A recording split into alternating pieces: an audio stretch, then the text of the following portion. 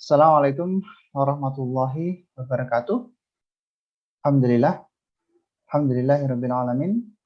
Wassalatu wassalamu ala anbiya'il mursalin wa ala alihi wa ashabihi ajmain. Rekan-rekan mahasiswa yang saya hormati, pada video kali ini kita akan meneruskan kuliah kita tentang Internet of Things ya. Jadi ini adalah kuliah untuk pertemuan ketiga pada mata kuliah ini ya. Dan pada pertemuan kedua, kalian sudah belajar tentang arsitektur dan aplikasi dari IoT ya. Jadi aplikasi IoT banyak sekali ya. Hampir semua bidang ini bisa kita terapkan untuk IoT. Nah, kemudian setelah kita mengetahui aplikasi dan arsitektur IoT, maka pada pertemuan kali ini kita akan mencoba untuk membahas tentang smart object dan user interface ya. Karena pada IoT kita juga harus memikirkan tentang hal yang lain ya. Dan salah satunya adalah interface ya.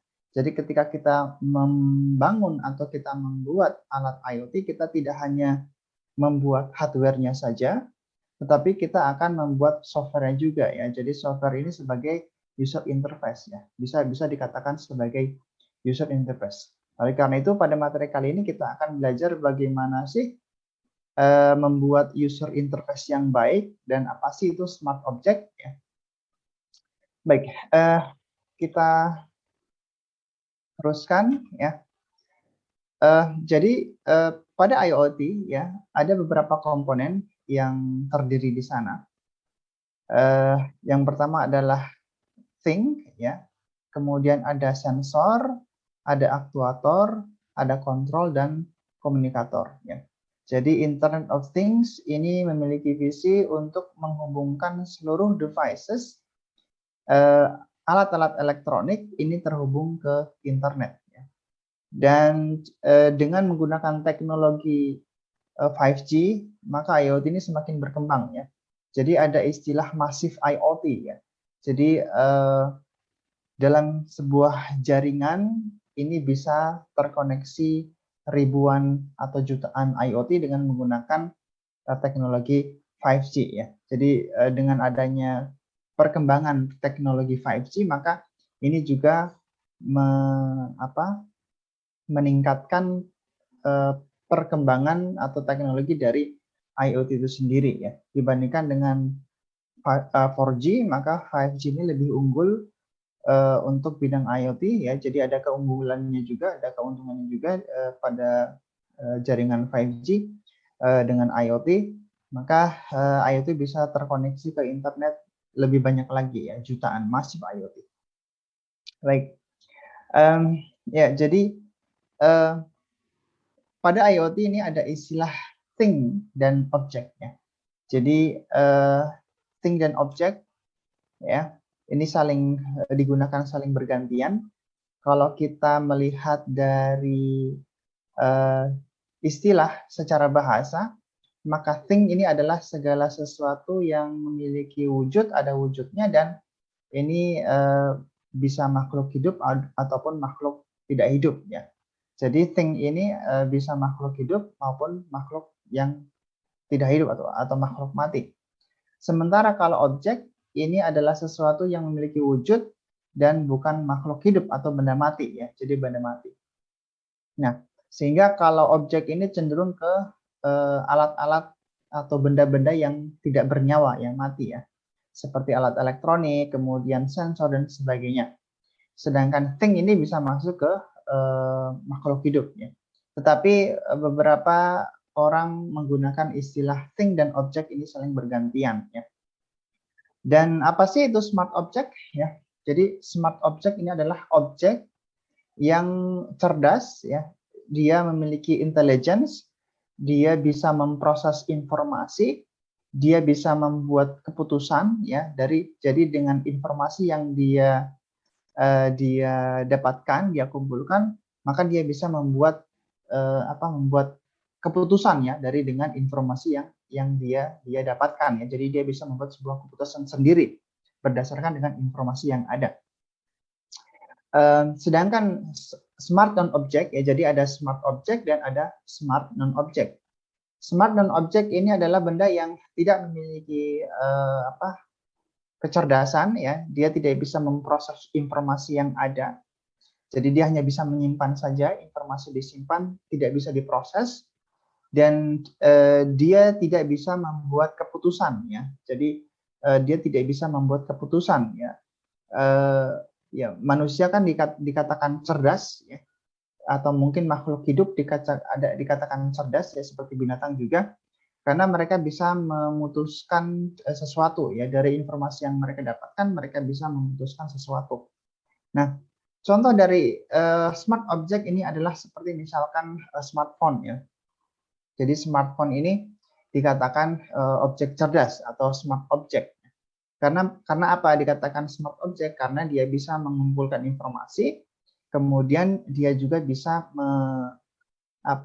memutuskan sesuatu ya, dari informasi yang dia dapatkan dia bisa memutuskan sesuatu, ada hasilnya, ada sebuah keputusan. Dia bisa mengolah data, kemudian dengan kondisi tertentu dia bisa memutuskan hal-hal tertentu ya. Jadi seperti smartphone ya, kemudian TV yang cerdas ada ya sekarang ya, TV yang cerdas ya. Kemudian ya, komputer, laptop ya. Jadi segala sesuatu alat-alat elektronik yang bisa memproses informasi dan bisa mengambil sebuah keputusan itu dikatakan adalah smart object. Nah, smart object dan IoT ini adalah bisa dikatakan teknologi masa depan ya, karena smart object dan IoT ini berjalan seiringan. Seperti itu. Kemudian smart non-object, ya non-smart object ya, objek yang tidak smart. Ini adalah alat-alat elektronik yang tidak bisa memproses informasi dan tidak bisa membuat sebuah keputusan. Contohnya adalah seperti sensor ya. Sensor yang berdiri sendiri ya, sensor yang berdiri sendiri yang tidak terkoneksi ke misalkan microcontroller atau mungkin sistem pemrosesan microprosesor. Jika dia berdiri sendiri, maka ini adalah smart non-object ya. Jadi misalkan sensor suhu ya, kemudian sensor jarak ya, kemudian misalkan sensor gerak ya, dan sebagainya. Segala sensor yang berdiri sendiri, maka ini adalah non-smart object, bukan smart object. Kemudian aktuator ya.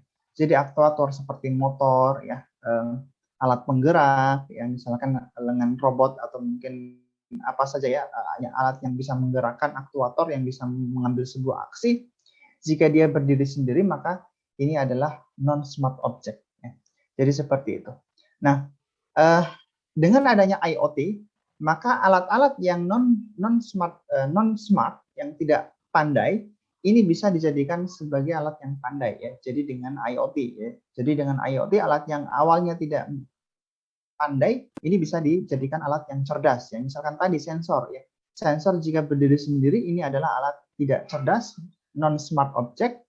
Tetapi ketika dipadukan dengan IoT, maka ini bisa menjadi smart object ya. Bisa smart object. Kenapa? Karena data-data dikumpulkan ya, dari misalkan dari sensor suhu, data-data dikumpulkan, kemudian data ini bisa diolah, diproses dengan IoT, kemudian bisa mengambil sebuah keputusan ya, misalkan ternyata suhu di ruangan ini ya, misalkan ada sensor suhu dalam sebuah ruangan, suhu ruangan ini sekarang sudah mencapai 35 derajat, wah ini panas sekali nih. Nah, dengan ada data tersebut, dia bisa memproses data, kemudian dia bisa mengambil keputusan. Keputusannya apa? Nyalakan AC ya. AC dinyalakan. Kenapa? Karena suhunya sudah semakin tinggi, sudah semakin panas. Nah, ini adalah salah satu contoh alat yang awalnya non-smart object bisa dijadikan smart dengan menggunakan IoT. Kemudian salah satu ciri smart object adalah dia bisa memberikan notifikasi ya. Bisa memberikan notifikasi ke benda yang lain ya, seperti tadi misalkan sensor suhu ya, ada sensor suhu, kemudian dipadukan dengan alat IoT. Ketika suhu ini sudah tinggi, mencapai 35 derajat, sudah panas sekali, maka ini bisa mengirimkan notifikasi ya, notifikasi ke benda yang lain. Oh, ini suhunya sudah panas nih ya. Ini sudah kritikal ya, harus segera mengambil keputusan, harus segera mengambil aksi ini kan. Jadi seperti itu ya. Jadi ciri-ciri dari smart object adalah yang pertama, dia bisa memproses informasi, bisa mengambil informasi. Kemudian yang kedua, dia bisa mengambil keputusan, ya, mengambil sebuah keputusan dari informasi yang ada. Kemudian ciri yang ketiga adalah dia bisa mengirimkan notifikasi, ya, seperti itu. Ada artikel yang cukup menarik, ya. Nanti saya berikan juga. Artikel ini cukup menarik untuk dibaca ya. Jadi di sini menjelaskan tentang smart object, sensor dan aktuator ya. Jadi apa itu smart object, kemudian apa itu non smart object ya. Di sini sudah dijelaskan, nanti bisa dibaca-baca ya.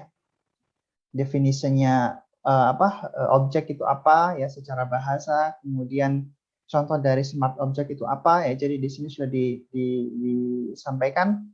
Contoh dari smart object adalah misalkan smartphone, ya, Android, kemudian iOS, Windows, iPhone, kemudian microcontroller, ini termasuk smart object, kemudian robot, ya, dan sebagainya. Ya.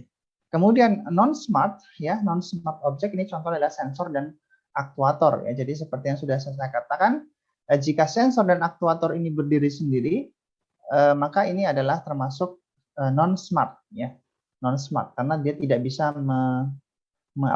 mengambil sebuah keputusan, tidak bisa mengolah informasi dan tidak bisa mengirimkan notifikasi. Kemudian di sini juga dijelaskan bahwa smart object ini memiliki tingkat intelijensi ya, kecerdasan. Dan ada ciri-cirinya nih ya. Misalkan information handling ya, jadi bisa mengolah informasi. Kemudian notification of the problem ya. Jadi bisa mengirimkan notifikasi atau mengetahui ketika ada sebuah permasalahan. Kemudian decision making ya. Jadi bisa mengambil sebuah keputusan ya. Jadi dikatakan smart object ya ketika dia bisa melakukan 3 hal ini ya. Kemudian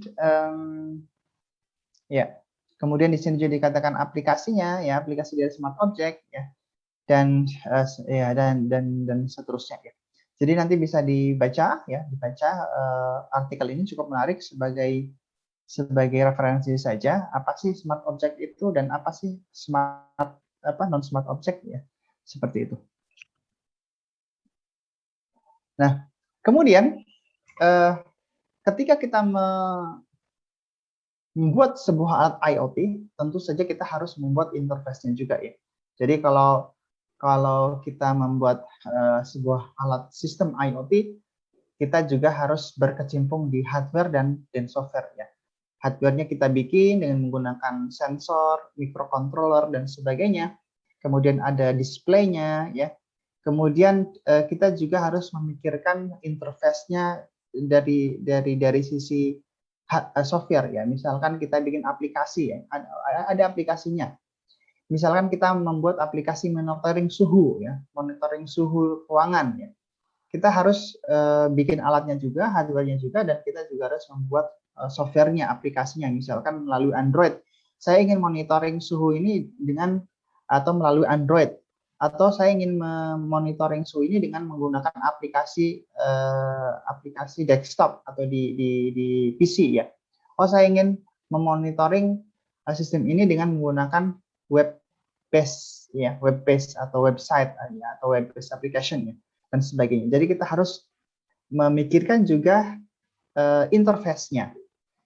Nah, pendekatan interface, jadi traditional computing system (HCI) ya. Jadi HCI ini berkaitan dengan interaksi antara manusia dan komputer, atau dalam arti yang lain adalah interface, bagaimana kita membuat sebuah interface agar manusia bisa berinteraksi dengan komputer atau dengan mesin ya. Bagaimana interaksinya harus melalui interface ya. Jadi seperti ketika kita ingin meminta untuk komputer untuk mengolah atau mengetik ini ya. Saya ingin mengetik, kemudian saya ingin mengeprint nih. Ya. Hal ini bisa dilakukan oleh komputer. Ya. Kemudian kita harus bisa menyampaikan keinginan kita ke komputer. Ya. Bagaimana caranya? Dengan berkomunikasi. Komunikasinya gimana? Ya dengan interface ya. Kita membuat sebuah interface.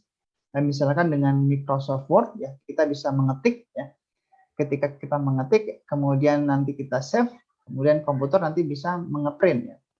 Jadi seperti itu. Jadi harus ada interface-nya untuk bisa berinteraksi antara manusia dengan komputer. Nah biasanya sistem itu bekerja dengan sesuai dengan inputannya ya. Jadi di sini ada input ya, ini misalkan adalah sistem. Kemudian sistem ini akan bekerja sesuai dengan input ya. Dia bisa menyesuaikan keadaan kondisi tertentu sesuai dengan input yang dia dapatkan ya. Kemudian dia akan mengeluarkan outputnya ya. Seperti itu. Nah, kemudian ketika kita mendesain interface, kita harus memikirkan bagaimana agar interface tersebut bisa memudahkan manusia ya. Bisa memudahkan manusia untuk menggunakan. Ya. Ini adalah salah satu interface yang buruk, ya, yang jelek. Ya. Coba kita lihat di sini, lacinya didesain seperti ini, di pojok ini ada laci ini desain yang buruk ya.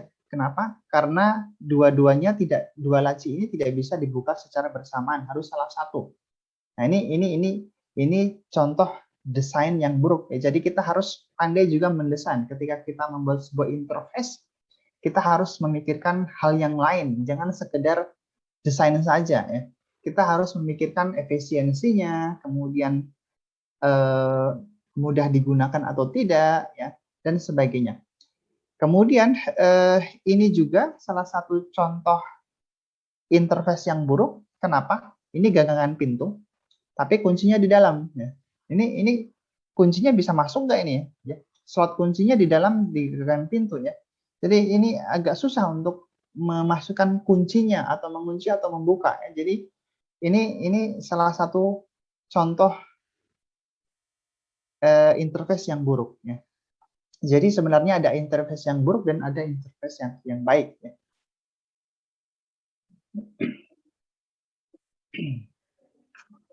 Nah, ini juga salah satu contoh interface yang buruk. Ya. Kita lihat dulu di sini nih ya, keran ya.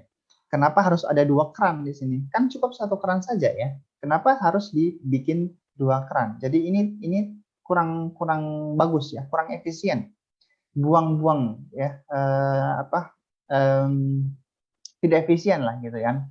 Jadi ini salah satu contoh dari interface yang buruk ya. Jadi desainnya kurang bagus. Kemudian untuk contoh yang sebelah sini, mengapa dikatakan ini kurang bagus ya? Karena kalau kita mendesain itu sepotong-sepotong, maka kita tidak akan mendapatkan the whole picture atau gambaran keseluruhannya. Ya, misalkan di sini, ya, kalau kita lihat di sini pensil ini tulisannya drugs, ya. Jadi ini seolah-olah kita menyemangati, kita mendukung orang-orang untuk menggunakan drugs, obat-obat terlarang. Ya. Kemudian pensil di atasnya lagi tulisannya adalah do drugs, ya. Lakukan atau konsumsilah obat-obatan terlarang. Ya. Jadi ini malah lebih parah lagi, gitu kan. Kemudian yang di atasnya cool to do drugs. Ya. Jadi orang yang melakukan drugs itu cool, ya. Jadi hebat, ya. Seakan-akan hebat. Ini salah kaprah ini, ya. Nah, sebenarnya yang ingin disampaikan adalah too cool to do drugs, ya.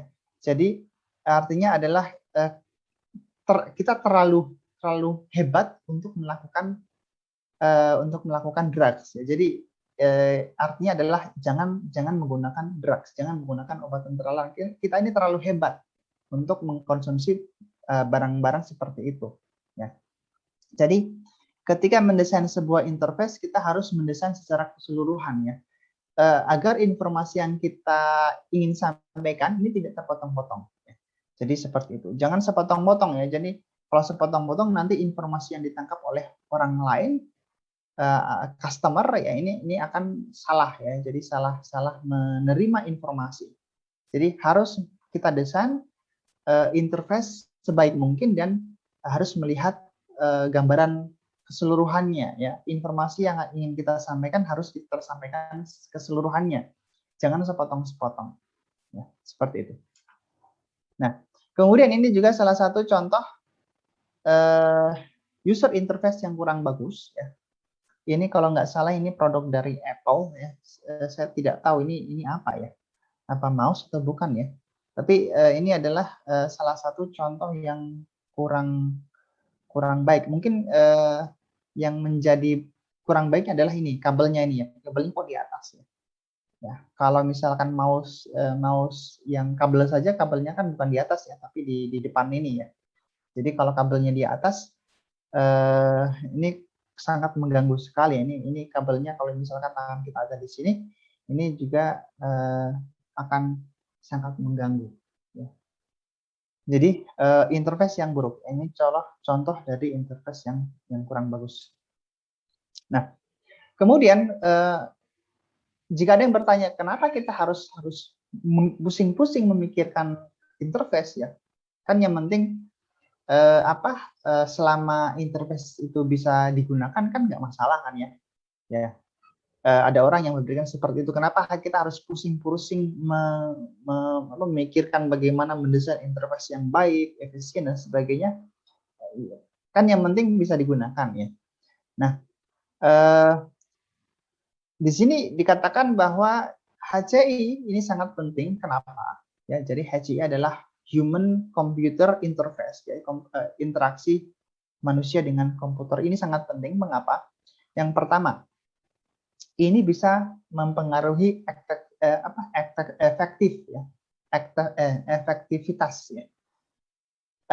Kalau kita bandingkan antara interface yang baik dan interface yang buruk, maka dari segi efektivitasnya interface yang baik ini lebih unggul ya, lebih bagus ya dibandingkan interface yang buruk ya, tidak efisien atau tidak efektif.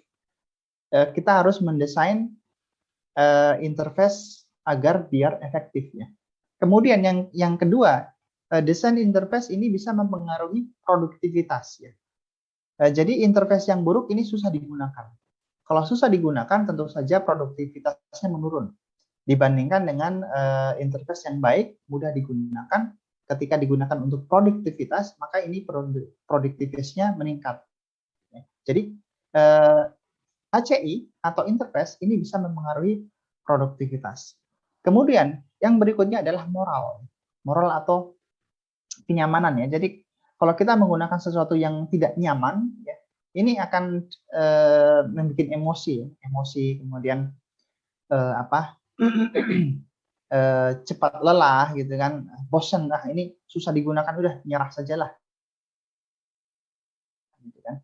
Kemudian yang berikutnya adalah safety ya, jadi keamanan. Jadi desain interface yang baik ini bisa mempengaruhi safety ya, keamanan. Kemudian bad interfaces ya, jadi interface yang buruk ini juga akan membingungkan manusia ya, penggunanya, confusing. Dia akan bingung untuk menggunakan. Ya. Kemudian cumbersome, ya. Jadi cumbersome itu adalah maksudnya apa? Susah juga ya, susah digunakan, berbelit-belit lah gitu kan. Kemudian time consuming, membutuhkan waktu ya, susah untuk menggunakannya, pusing ya, gini salah gitu salah, kok gini terus gitu kan. Jadi waktunya terbuang-buang ya. Kemudian uninformatif ya, tidak mudah untuk memberikan information. Kemudian lead to errors ya, jadi bisa mengarahkan kepada error ya. Jadi bad interfaces ini bisa mempengaruhi atau bisa mengarahkan ke hal-hal seperti ini ya, bisa menyebabkan hal-hal seperti ini. Kemudian contoh-contoh interface ini banyak sekali. ya. Jadi kalau kita uh, uh, berbicara tentang human computer interface, ya, ini banyak sekali, ya. Yang sering kita ketemu adalah keyboard, ya. Jadi ketika kita ingin memberikan perintah kepada komputer, laptop, biasanya kita menggunakan keyboard sebagai inputnya, ya. Input komputer adalah keyboard. Kemudian mouse, ya, screen, speakers, ya. Jadi ini adalah contoh dari interfaces yang ada pada komputer. Kemudian juga ada pen input, ya, bisa menggunakan pen, kemudian touch, bisa menggunakan sentuh, ya, interface-nya adalah sentuh. Kemudian bisa juga menggunakan suara, ya, bisa menggunakan gestur tubuh, ya, gerakan tubuh, misalkan eye movement, ya, gerakan mata, ya, kita bisa mengontrol sesuatu dengan menggunakan gerakan mata. Kemudian misalkan juga yang sekarang lagi cukup berkembang adalah VR dan AR, ya, virtual reality dan augmented reality. Ini sekarang yang lagi ngetren, ya. Interfaces bisanya kalau lagi ngegame, ya, sekarang lebih ngetren menggunakan VR, ya. Kemudian wearable computing, ya, wearable computing itu alat-alat yang biasa digunakan, ya, misalkan jam digital, kemudian fitness tracker, ya, kemudian yang lainnya. Jadi wearable computing atau wearable devices yang bisa digunakan bentuknya kecil dan biasa digunakan untuk sehari-hari. Nah, ini adalah contoh-contoh dari interface yang biasa kita ketemui, ya. Nah, kemudian ketika kita berbicara tentang interface, ya, kita harus berbicara tentang beberapa hal ini, ya. Easy of use, yang mudah untuk digunakan, kemudian flexibility, kita harus membicarakan tentang fleksibel, ya, fleksibilitas, ya, kemudian akurasi, kemudian safety dan privacy, ya. Ini harus kita pikirkan, ya. Jadi ketika kita ingin mendesain sebuah interface, kita harus memikirkan apakah interface ini mudah untuk digunakan, kemudian apakah ini fleksibel, ya. Artinya tidak rigid pada satu kasus saja, ini bisa digunakan di kasus yang lain. Kemudian akurasi, harus akurat, gitu kan. Jangan sampai interface-nya tidak akurat, ya. Misalkan kita desain sebuah sistem menggunakan touch screen atau touch sense, ya, dengan menggunakan sentuhan. Ya, kita harus desain agar interface ini akurat, ya, akurat. Jangan sampai ketika kita tekan malah salah, gitu kan. Kemudian safety, keamanan juga harus kita pikirkan, dan privacy, ya, privat, ya. Jadi data informasi yang kita miliki harus terjaga dengan baik. Jangan sampai data ini bisa diambil oleh orang lain, gitu kan. Nah, contoh dari interface, ya, adalah touch, ya, sebagai input, ya. Touch sebagai input. Jadi di sini contohnya adalah misalkan kalau nggak salah ini apa ya, handphone kayaknya, smartphone, ya. Smartphone sekarang kan sudah menggunakan touch, ya, sebagai inputannya. Kemudian ini juga adalah contoh dari interface yang digunakan sebagai input dengan menggunakan touch sensor, ya. Ya, seperti itu.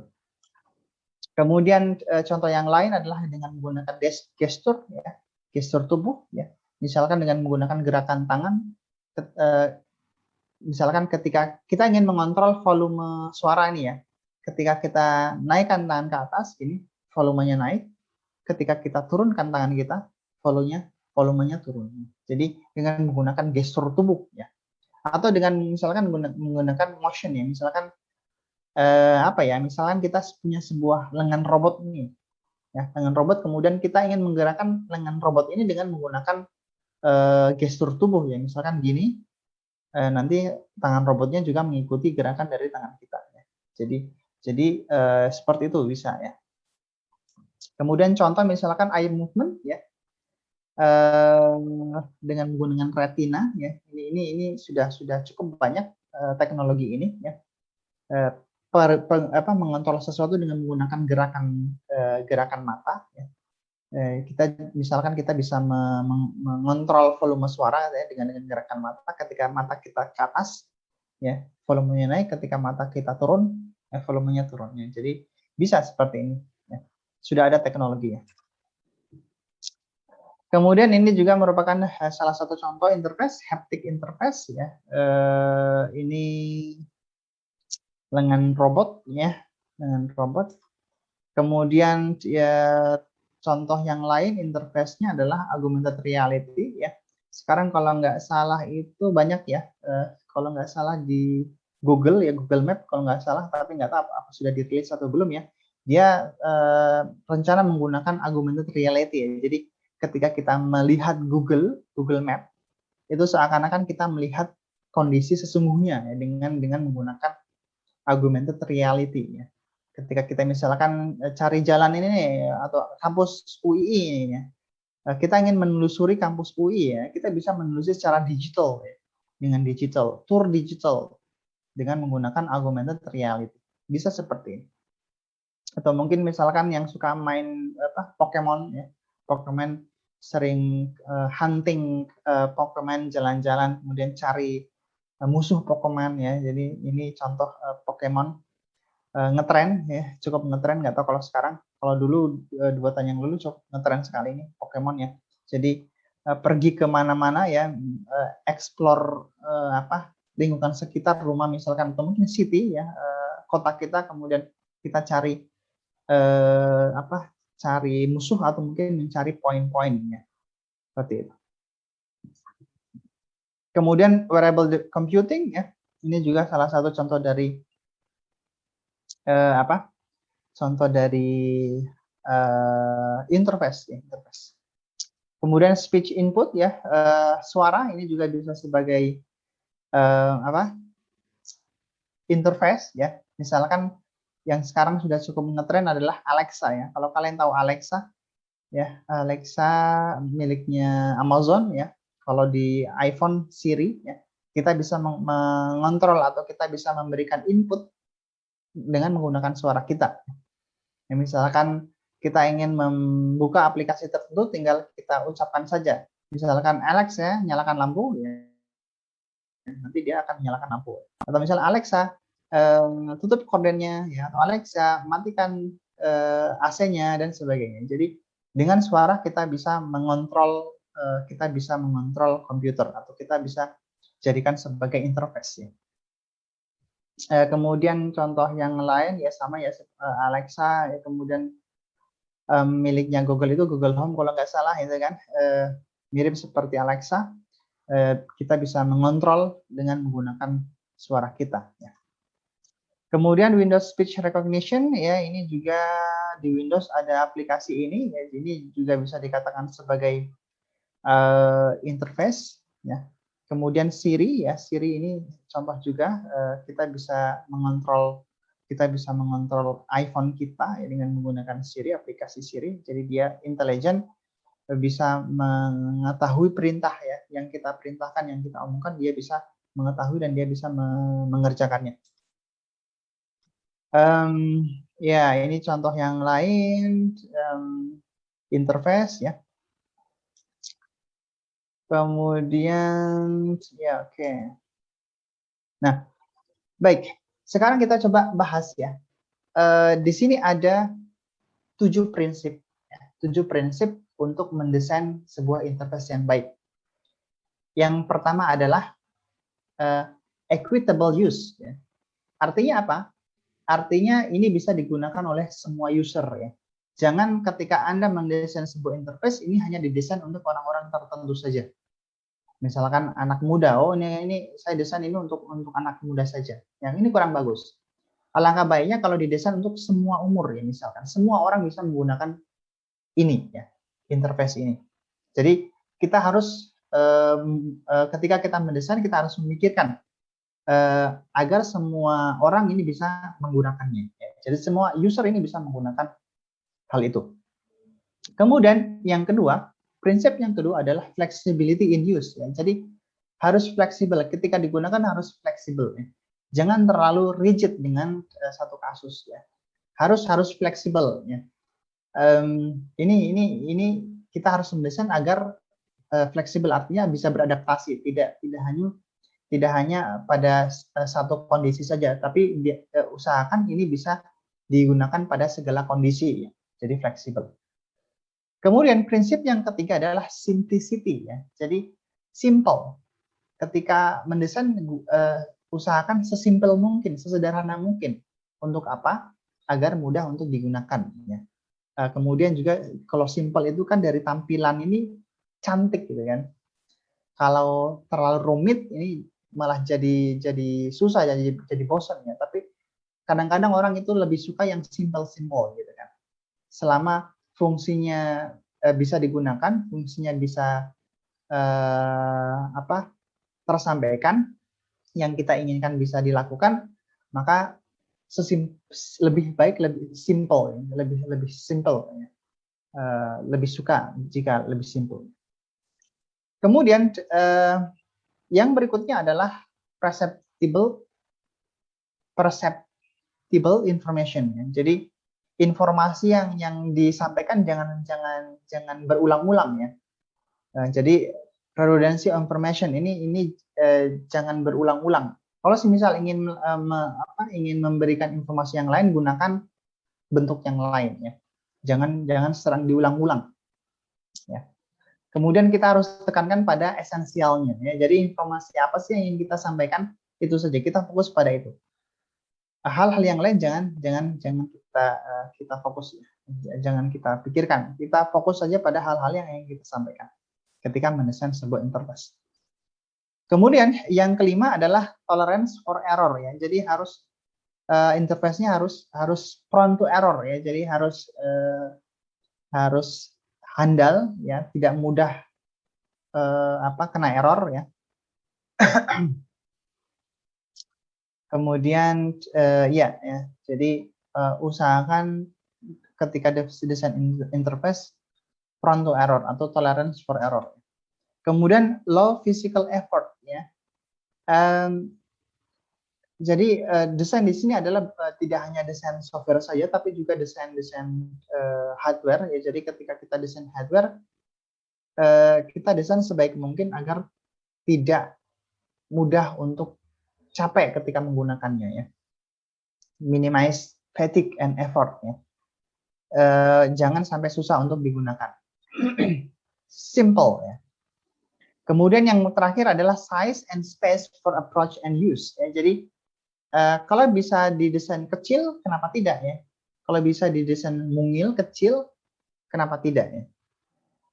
Jadi dengan desainnya kecil, misalnya dengan desain kecil ini sudah cukup dan fungsinya sudah bisa dilakukan, ya. Kenapa kita harus mendesain dengan yang besar-besar, ya, gede-gede? Semakin ke sini, desain itu semakin kecil. Jadi seperti mikroprosesor, ya, seperti Intel, ya. Sekarang kan dulunya kan prosesornya gede, ya. Kemudian kecil, sekarang sudah semakin kecil lagi. Nanti mungkin 10 tahun yang akan datang akan lebih kecil lagi, ya. Jadi semakin ke depan ini desainnya akan semakin kecil, ya. Ya, semakin kecil. Kemudian contoh yang lain adalah microcontroller, ya. Microcontroller dulunya gede, kecil, sekarang kecil. Jadi seperti itu, ya. Jadi 7 design principles. Jadi ketika kita ingin mendesain sebuah interface, baik itu hardware maupun software, kita harus memperhatikan 7 prinsip ini, ya.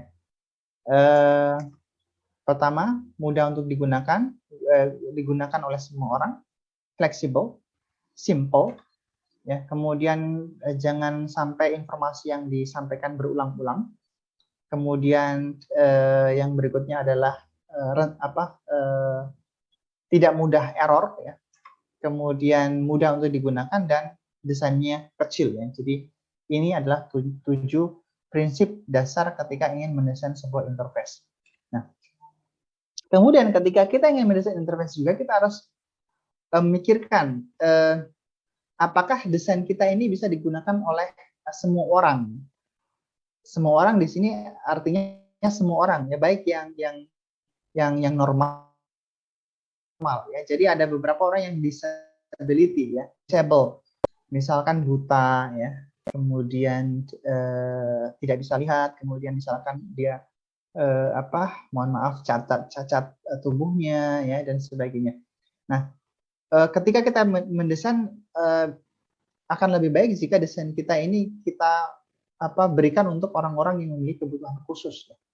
Misalkan saya punya kenalan yang mungkin tidak bisa lihat. Nah, kemudian saya ingin membuat sebuah alat interface atau mungkin IoT agar orang yang tidak melihat ini bisa merasakan juga teknologi IoT, misalkan seperti itu ya. Jadi kalau kita perhatikan juga, misalkan kalian sering ikut lomba ya, lomba-lomba kompetisi, ketika mendesain sesuatu akan lebih bermanfaat, banyak manfaat jika kita mendesain untuk orang-orang yang disable ya, seperti buta ya, atau mungkin tuli, atau mungkin tangannya cuma satu atau tidak punya tangan dan sebagainya. Misalkan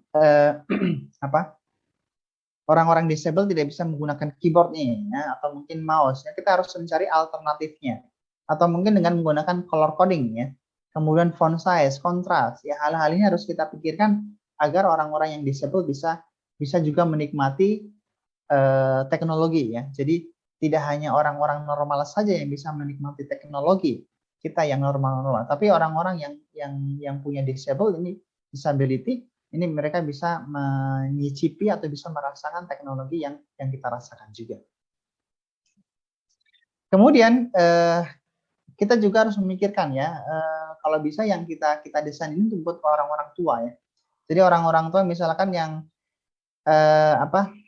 orang-orang tua sekarang kan biasanya kan orang-orang tua itu sudah gaptek ya, atau mungkin sudah tidak mengenal teknologi ya, kurang tidak mengikuti perkembangan teknologi sehingga susah untuk menggunakan sesuatu teknologi yang baru. Nah, ketika kita mendesain sebuah alat atau kita mendesain sebuah interface, kalau bisa kita juga mempertimbangkan orang-orang tua ya, bagaimana orang-orang tua ini bisa menggunakan ya, bisa menggunakan interface yang kita buat ya, seperti itu. Nah, sistem structure ya, jadi sistem ini biasanya ada input, ada sistem ya, proses di sini, kemudian ada outputnya.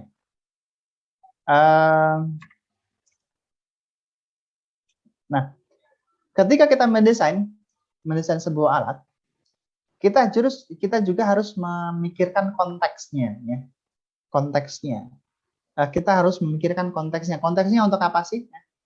Misalkan saya ingin membuat sebuah alat IoT khusus untuk orang-orang buta, misalkan ya. Alat bantu untuk tunanetra ya, misalkan. Jadi kita harus memikirkan konsepnya. Konsepnya ini buat siapa? Dan konteksnya ya, konteksnya ini buat siapa saja, gitu kan? Jadi kita juga harus memikirkan konteksnya.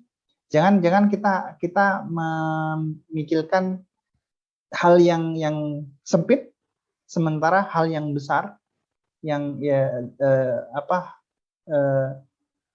general picture-nya itu tidak ada. Ya. Misalkan ini kan gambar ini akan beda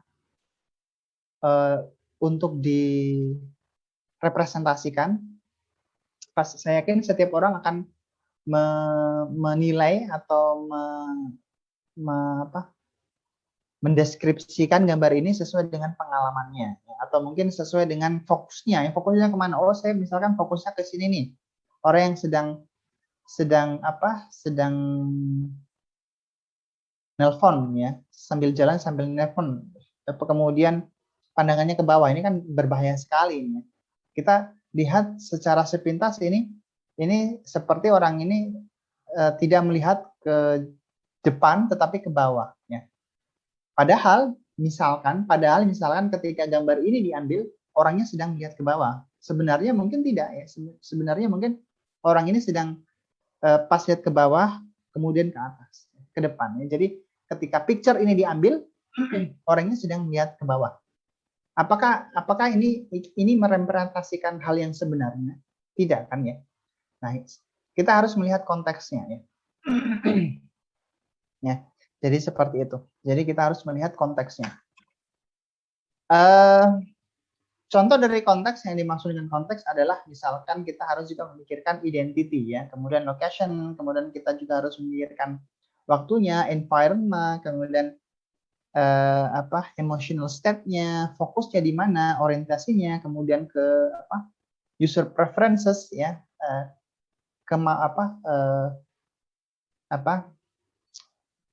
preferences ini diartikan apa ya?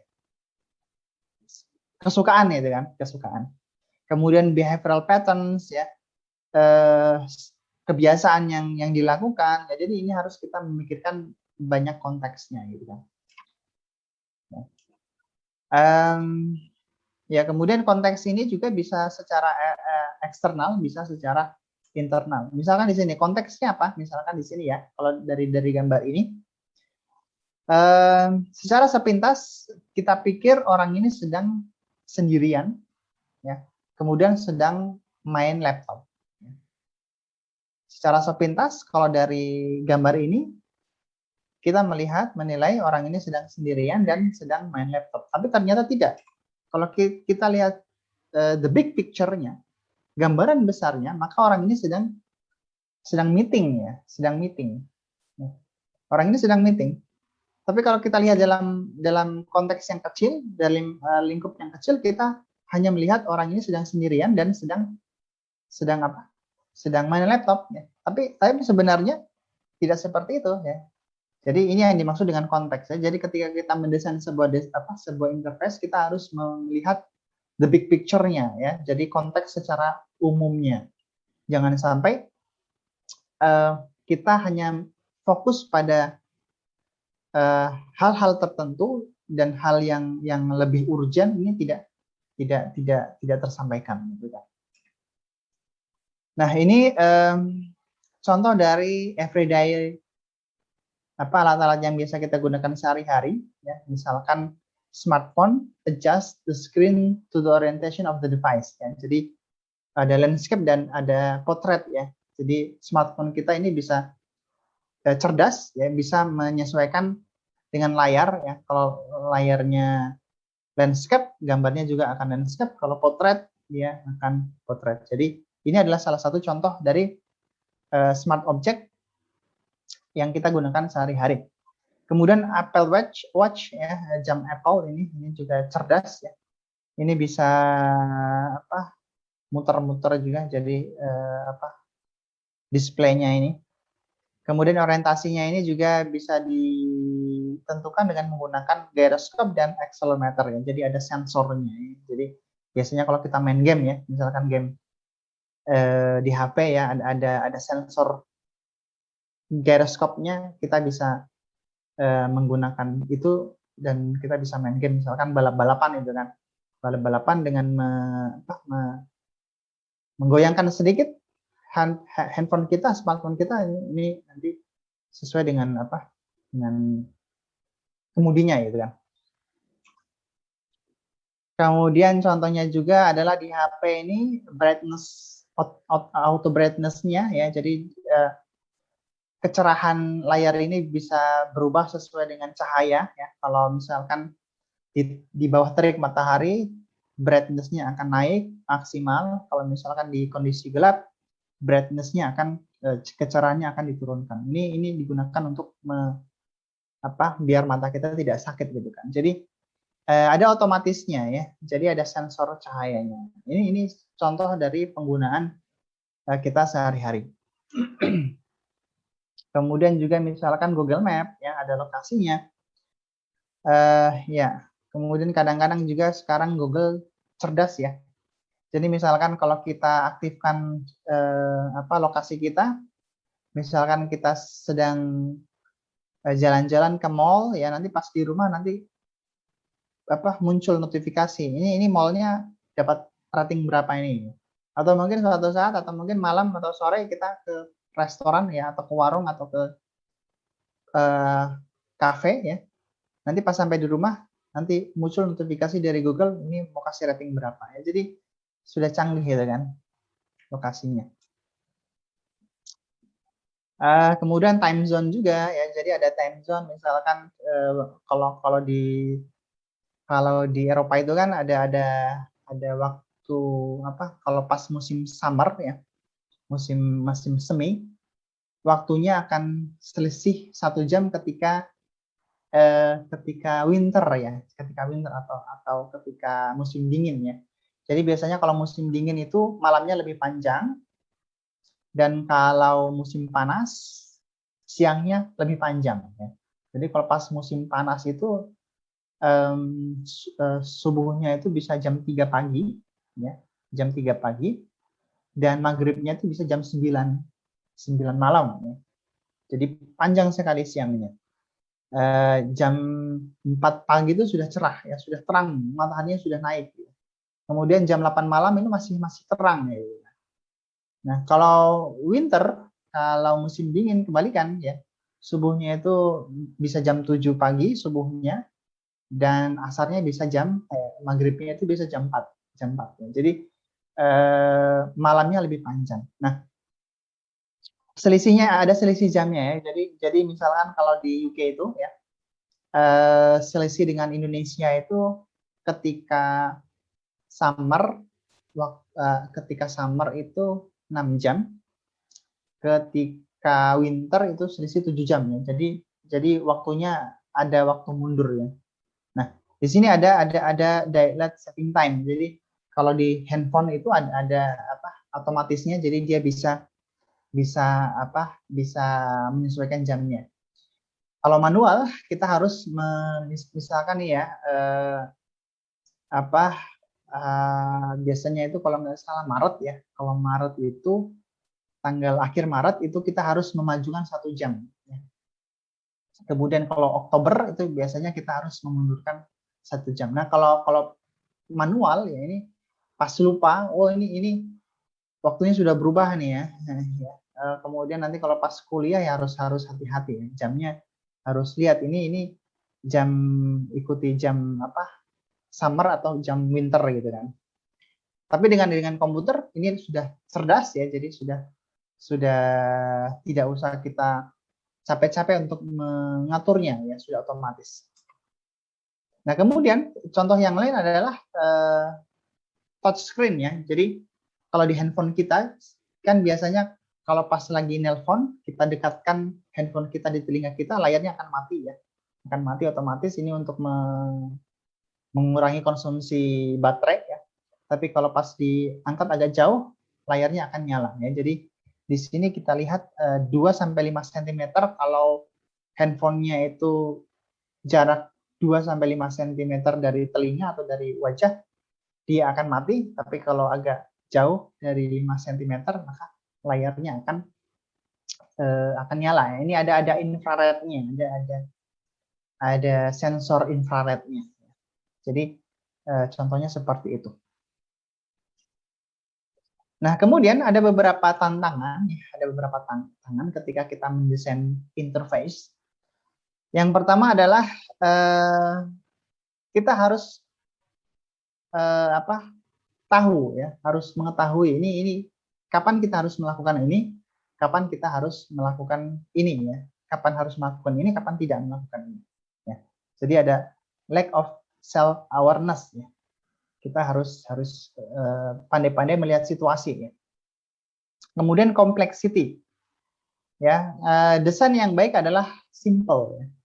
Tapi kenyataannya ketika kita desain ini lebih kompleks ya, kompleksnya lebih tinggi, ada kompleksitasnya.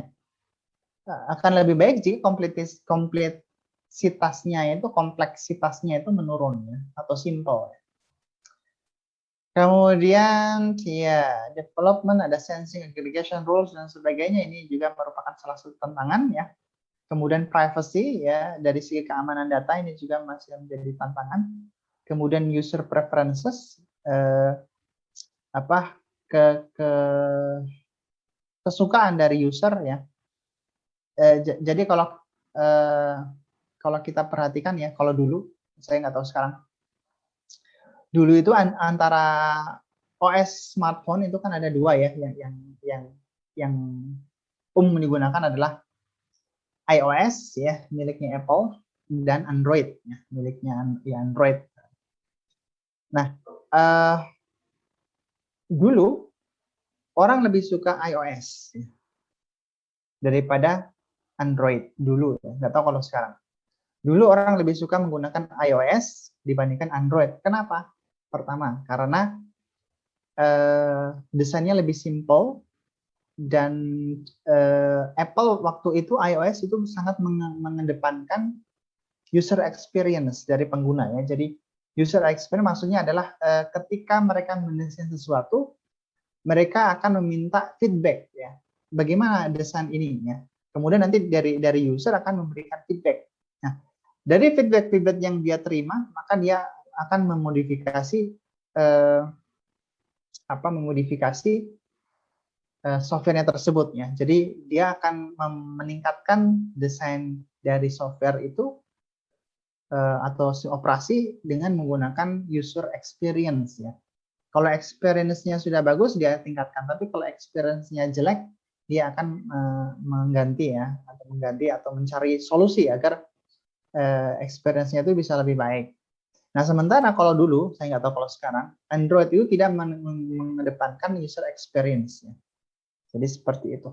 Nah, sehingga dulu ya banyak orang yang suka menggunakan iOS dibandingkan dengan Android. Tapi sekarang ya mungkin sudah tidak begitu jauh ya. Sekarang juga Android sudah bagus, sudah desainnya sudah simple, kemudian juga sudah mengedepankan user experience dan sebagainya. Jadi ketika kita mendesain juga kita harus memikirkan kemauan dari user. User maunya seperti apa? Harus kita pikirkan juga. Baik, seperti itu ya. Jadi kira-kira itu yang bisa saya sampaikan. Ya, jadi kuliah kita pada pertemuan ini adalah kita membahas tadi tentang user interface. Ya, jadi ketika kita mendesain alat IoT, kita jangan hanya fokus pada hardware-nya saja ya, tapi kita juga harus fokus pada software ya. Jadi ketika kita mendesain software kita harus pikirkan agar interface-nya itu lebih baik ya. Bagus ya. Seperti itu. Baik, kira-kira itu yang bisa saya sampaikan untuk video kali ini. Terima kasih atas perhatiannya. Saya tutup dengan bacaan hamdalah. Alhamdulillahirabbil alamin. Assalamualaikum warahmatullahi wabarakatuh. Sampai ketemu pada video berikutnya.